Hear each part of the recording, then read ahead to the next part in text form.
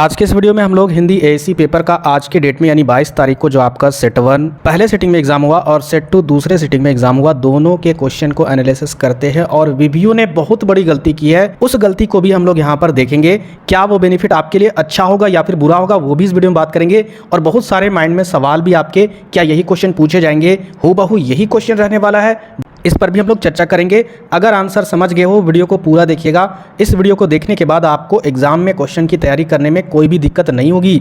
देखिए, दोनों सेट की अगर बात करें, पहला जो सेक्शन है जो आपका 5 नंबर का एक एक क्वेश्चन पूछा जा रहा है, एक एक नंबर का, यहाँ पर देखिए ये जो क्वेश्चन है ना कहीं सिलेबस पूरे तरीके से आउट ऑफ सिलेबस कर दिया गया है। लेकिन ये आपके लिए कहीं ना कहीं बेनिफिट है कि ये सारा कुछ आपने 12th में पढ़ लिया है और पढ़कर आए हैं। तो जो भी 12th में पढ़े होंगे उनके लिए दिक्कत नहीं होगा, जो नहीं पढ़े होंगे उनके लिए दुख की बात थी। तो वीवीयू ने यहाँ वाला जो टॉपिक का जो सिलेबस है ना, वो किस सिलेबस से दिया है तो आपको बता दें, एएससी 3, ठीक है, एएससी 3 जो पेपर है उसी से आपका सारा कुछ यहाँ पर डाल दिया है। वहाँ पर आपका सारा ग्रामर है, संधि है, कारक है, इसके अलावा और भी हिंदी व्याकरण के वहाँ पर टॉपिक है, उसको पढ़ना है।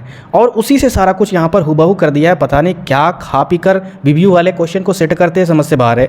जबकि सेमेस्टर 1 का जो सिलेबस है या फिर 2 का जो सिलेबस है उससे क्वेश्चन पूछा ही नहीं गया है। लॉन्ग में भी वही हालत है, एएससी पेपर 3 का जो सिलेबस है वहीं से क्वेश्चन डाल दिया है। खैर जो भी है, हम लोग यहाँ पर आंसर को देख लेते हैं। सबसे पहले आपको बता दें कारक के कितने भेद होते हैं, तो कारक के टोटल 8 भेद होते हैं।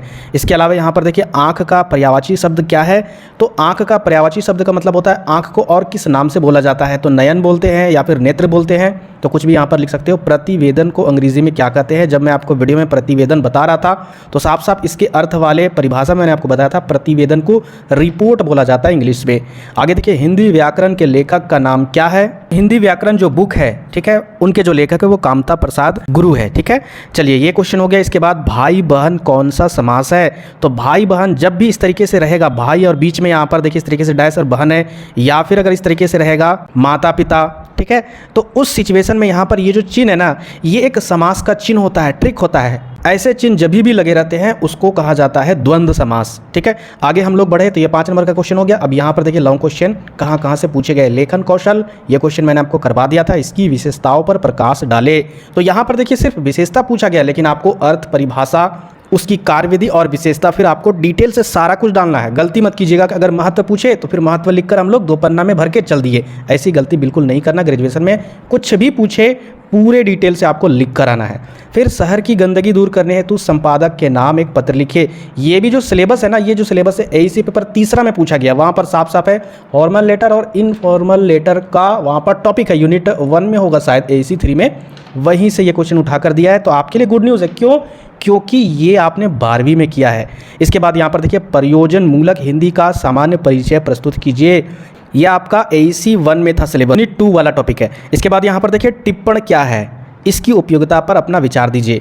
तो इसके बारे में भी मैंने आपको वीडियो बनाकर बताया था। इसके अलावा यहाँ पर देखिए प्रतिवेदन यानी रिपोर्ट के मुख्य तत्वों पर प्रकाश डालिए, तो इसको भी मैंने पूरे डिटेल से बताया था। आप मेरे वीडियो को देखे होंगे तो ये क्वेश्चन आपका बन गया होगा। उसके बाद ये क्वेश्चन और ये क्वेश्चन तो आप तो 12वीं से करते आ रहे हो, आसानी से बननी चाहिए। या फिर अगर ये नहीं बना होगा तो ये बना होगा, बहुत सारे ऑप्शन थे, तो आपका एग्जाम बहुत ही बेटर गया होगा। इसके अलावा अगर बात करें नेक्स्ट सेट, ठीक है, ये आपका शायद सेट 2 था, ठीक है। इसके बाद हम लोग सेट 1 देखिए संधि के कितने भेद होते हैं, तो मुख्य रूप से 3 भेद होते हैं। पहला स्वर संधि, दूसरा व्यंजन संधि, तीसरा विसर्ग संधि। डिटेल से हम लोग एक्सप्लेन कर देंगे ताकि आने वाले टाइम में जिनका एग्जाम है कोई भी दिक्कत नहीं होगा। आग का पर्यायवाची शब्द क्या होगा, तो आग का पर्यायवाची शब्द अग्नि लिख दीजिएगा। इसके बाद हिंदी प्रयोग, ये बुक है, तो इस बुक के लेखक का नाम क्या है, तो इस बुक के लेखक का नाम गोपीनाथ श्रीवास्तव है, प्रेमचंद है। तो इस तरीके से यहाँ पर भी जो क्वेश्चन पूछे गए, ठीक है, सेक्शन 1 में, वो आउट ऑफ सिलेबस यानी ग्रामर से पूछे गए। और इसके अलावा यहाँ पर देखते हैं जो आपका 15 नंबर का क्वेश्चन था, लेखन कौशल के महत्व पर प्रकाश डाले। ये भी क्वेश्चन मैंने आपको करवाया था। प्रारूपण भी मैंने आपको करवाया था। आप क्या समझते हैं प्रारूपण की महत्व यानी महत्ता पर अपना विचार दीजिए, ये भी करवाया था। ज्ञापन मैंने छोड़ा था जानबूझकर, ठीक है। इसका रीज़न क्या है कि ज़्यादा अगर क्वेश्चन करवा देंगे ना तो आपके दिमाग में होच पोच हो जाएगा, किसको पढ़ोगे नहीं पढ़ोगे वो समझ में नहीं आएगा। जितना मैं क्वेश्चन करवाता हूँ उतना ही कीजिएगा, उसी के अंडर से ही आएगा और अच्छे से कीजिएगा तभी। प्रतिवेदन लेखन, ये भी मैंने आपको बताया था। ये भी आपने 12वीं में पढ़ा होगा, तो कहीं ना कहीं क्वेश्चन टफ नहीं था, बहुत ही सिंपल था। आप सभी का एग्जाम बेटर गया होगा। अब यहाँ पर इंपॉर्टेंट बात, जिनका एग्जाम नहीं हुआ है, क्या हूबहू यही आएगा? नहीं भाई, हूबहू यही नहीं आएगा, लेकिन आपको इन सभी क्वेश्चन को कहीं ना कहीं वीडियो में मैंने बता दिया है, तो उन सभी वीडियो को देख लीजिएगा। इसके अलावा जो भी चीज़ यहाँ पर जितने क्वेश्चन है वो सभी क्वेश्चन को भी एक बार 2 बार देख लीजिएगा। कॉपी तो नहीं होगा, लेकिन एक आध क्वेश्चन आ जाएगा, ठीक है, क्योंकि देखिए यहाँ पर सारे यूनिट का क्वेश्चन है, सारे यूनिट का क्वेश्चन है, इसका मतलब आपका अभी क्वेश्चन सारे यूनिट के अंडर में ही आने वाला है। इसके अलावा ग्रामर की अगर बात करें, ग्रामर में फोटोकॉपी टोटल हो रहा है। फोटोकॉपी कहने का मतलब है संधि का यहाँ पर भेद बोला गया है। अगर अगली सेट पर अगर बात करें तो यहाँ पर देखिए अगले सेट में आपका कारक का भेद बोला गया होगा, यहाँ पर देखिए।